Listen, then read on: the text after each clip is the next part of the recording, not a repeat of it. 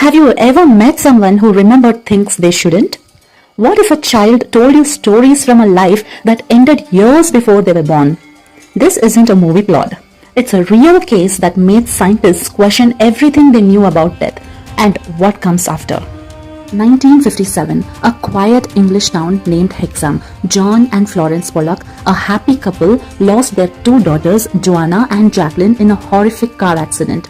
The pain was unbearable, but exactly a year later, Florence gave birth again, twin girls, Gillian and Jennifer.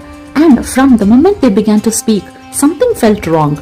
The twins started asking for toys that once belonged to Joanna and Jacqueline, toys they had never seen. They recognized streets from their sister's old town, places they have never visited, and one day they pointed to a park and said, "That's where we used to play." Their parents stood frozen. How could they possibly know? Jennifer had a small birthmark in the exact same spot as Jacqueline's old scar. And when the family met an old friend, the twins whispered their name before being told.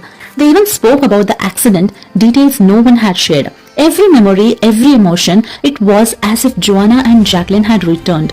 Dr. Ian Stevenson, a respected psychiatrist from the University of Virginia, studied case for over a decade. He found no fraud, no trick, no rational reason, and finally wrote the Pollock twins remain one of the most convincing cases of reincarnation ever recorded. As they grew older, their memories began to fade just as mysteriously as they appeared. No one knows why. Coincidence? Genetic memory? Or proof that the soul never really dies? Maybe sometimes a soul just finds its way back home.